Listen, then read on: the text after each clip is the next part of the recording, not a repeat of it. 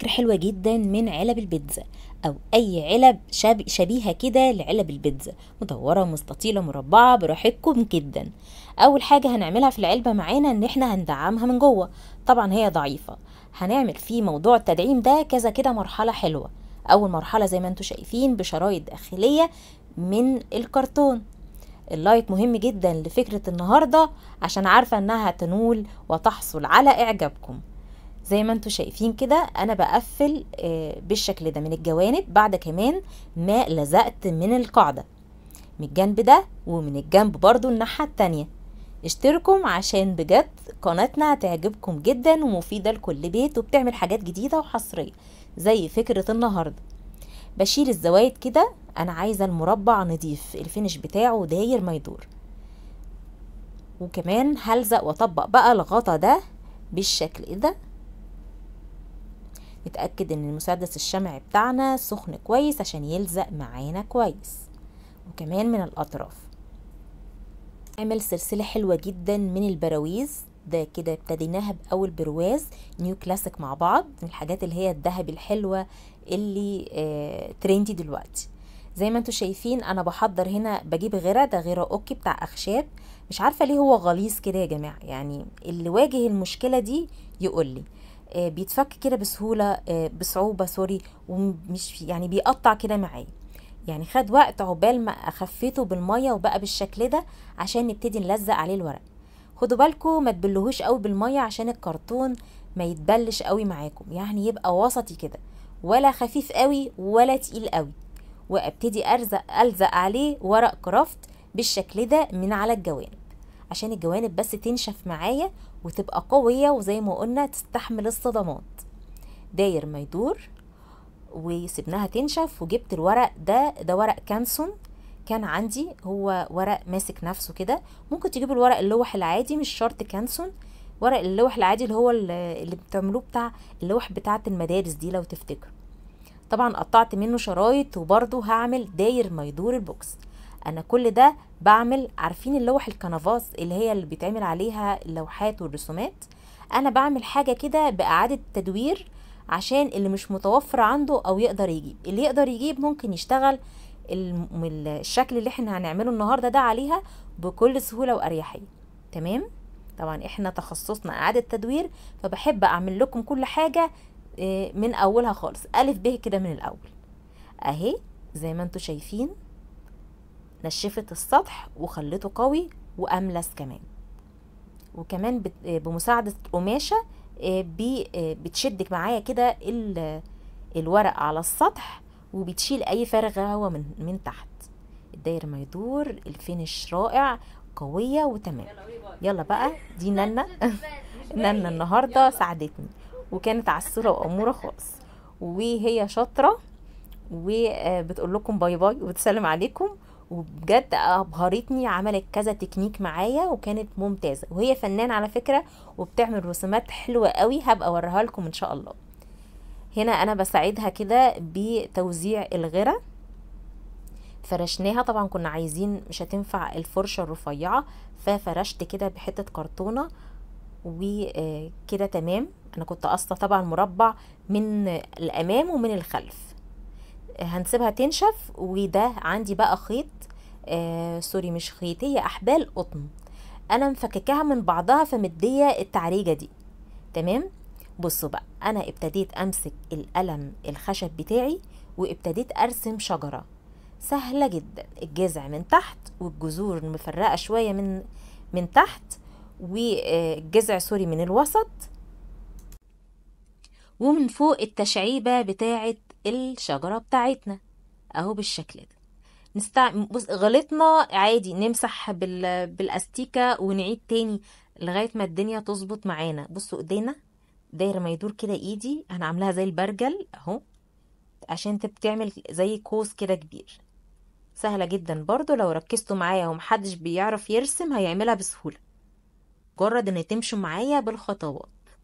عملتوا اللايك ولا لا؟ اللي وصل لغايه هنا وما عملش لايك انا هزعل منكم بجد، الفكره جميله وتستاهل لايكاتكم ودعماتكم واشتراكاتكم كمان.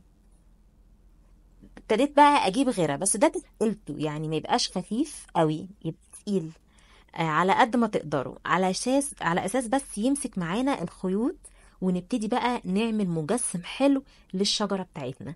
تابعوني وما تجروش التفاصيل دي، عشان بجد مفيش ابسط من اللي هنعمله النهاردة، ومفيش احلى من النتيجة دي. يعني النتيجة يعني فاخرة، في حين ان الخامات فعلا بسيطة. جمعناها من النص من عند الجذع، وابتديت افرقها من تحت. عارفين الخيوط دي انا كنت هرميها، بس حسيت ان يجي منها فكنت محتفظة بيها. كان عبارة عن احبال قطن وفرطتهم، كنت اعمل بيهم حاجة وما تعملوش. ومن هنا بيجي بقى الفن والابتكار، ان احنا نعمل اعادة تدوير لكل حاجة، اللي يصلح واللي ما يصلحش. بنحس كده ان في منه امل، فبنركنه على جنب ينفع في عمل زي كده. وزي ما انتوا شايفين انا بشعبها من فوق بالشكل ده، زي ما شعبتها من الجذور. وكمان بعمل وصلات، يعني شعبت ال5 خيوط، وبعد كده ابتديت اعمل منهم، اطلع من الجذع جذع تاني بالشكل ده.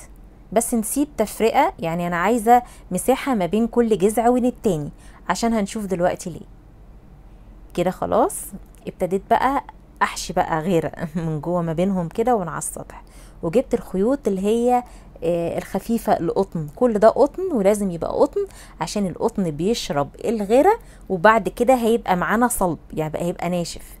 ده بقى بديل لعجينة السيراميك، للورق اللي هو القطن التيشو، يعني اللي هو المناديل السحب العادية اللي كنا بنبرمها ونشتغل بيها. فهي بديل لحاجات كتيرة جدا، وشايفاها سريعة وتقنية كده جديدة وسريعة.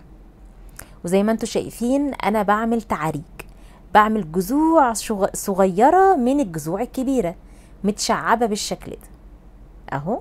طبعا انا ببقى مغرقاها الاول غيرة قبل ما احطها، والغيرة هنا لازم يبقى مخفف على قد ما نقدر، عشان القطن يقدر يشربه. وكمان من تحت بظبط الجذوع بتاعتي بالشكل ده، وافنشها كده حلو.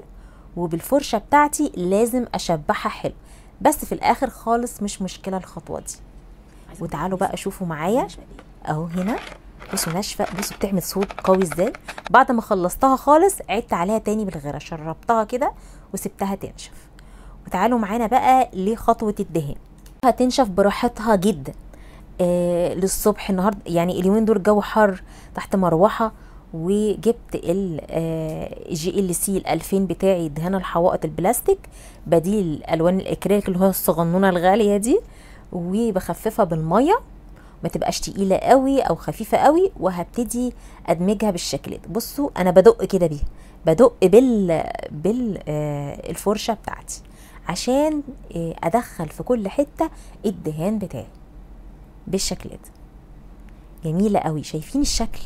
شايفين التشعيبه عامله ازاي؟ بص كلها تبقى يا جماعه تعملوا الحبال في اتجاه واحد. سهله على فكره جدا جدا جدا، بس هي عايزه ايه؟ كوبايه قهوه حلوه كده وشويه موسيقى هاديه وتروحوا معاها بقى جميله. وهبتدي بقى اعمل من ورا من برواز. قبل كده ما فنش من الظهر، دهنت الظهر وش عشان قبل ما ادهن برضو الظهر معايا ابقى اعمل التعليقه بتاعته بالشكل اللي احنا شفناها بيه. هعمل وش تاني، وساعات في حفر كده وخبايا برضو يعني اغذيها وطبعا الدهان بتاعنا ده ضد الميه، مش يحتاج ورنيش. هو في ورنيش لانه عالي وبيتغسل، اللي هو بتاع الحوائط. فكنت زمان بعمل بيه اللي هو 70 العادي، وبعد كده بياخد طبقه ورنيش. انا هو غالي شويه، بس الصراحه بيجيب معايا من الناحيه. في انواع كتيره قوي نصف لامع ممكن تقدروا تستخدموا. بصوا بقى انا بوريها لكم وهي بيضه، يعني لسه ما خلصتش، هوريكم تطشيه تانية.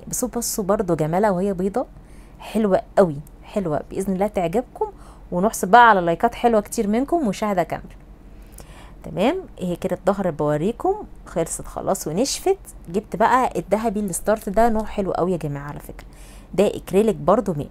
ابتدي اجيب الفرشه بتاعتي وابتدي املس بيها بقى بالراحه كده. شوفوا حطت الفرشه عامله ازاي. الفرشه بوربه قوي مسطحه، على اساس مش عايزين نلطش الخلفيه البيض بالشكل ده،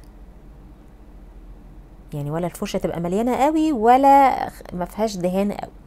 وده طابلو بجد ما فيش ابسط من الخامات دي. ان شاء الله تعملوا ويعجبكم. وعايزه اشوف تطبيقاتكم بقى الجميله، ادخلوا على صفحتي ابتكارات ميرا للاعمال اليدويه وتابعوني هناك، وعايزه اشوف شغلكم الجميل اللي بتعملوه.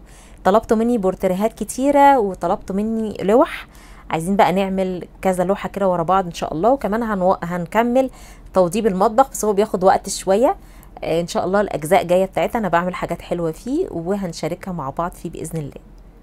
وبصوا بقى معانا جميل ازاي، بجد رائع. الذهبي كده نطق الشغل البارز اللي احنا عملناه كله. انا كمان حاولت احط لكم في كذا وضعيه للتصوير وكذا وضعيه للاضاءه عشان يبان جماله. عايزاكم تشوفوه كويس جدا. بصوا بالورب كده وهو بارز، بصوا قد ايه جميل. شغل الذهبي انا عارفاه طالع ترند وحلو، الذهبي بالذات مع الابيض. ديكورات النيو كلاسيك، وهنكرر كذا بورتريه مع بعض بكذا حجم بكذا شكل بكذا كمان ماتريال. كنتوا متوقعين ان الجمال ده كله يبقى من خيوط وبارز كده، ولا عجينة سيراميك ولا اي عجينة تانية تاخد معانا وقت في التشكيل. فالنهاردة الفكرة بتاعت النهاردة يا رب تكون عجبتكم. مش هستنى بقى لايكاتكم الكبيرة، واستنى دعمكم واشتراكاتكم الحلوة، وادخلوا واكتشفوا المزيد من افكار القناة على قناة ابتكارات ميرا. استنوني وانتظروني في كل جديد. سلام.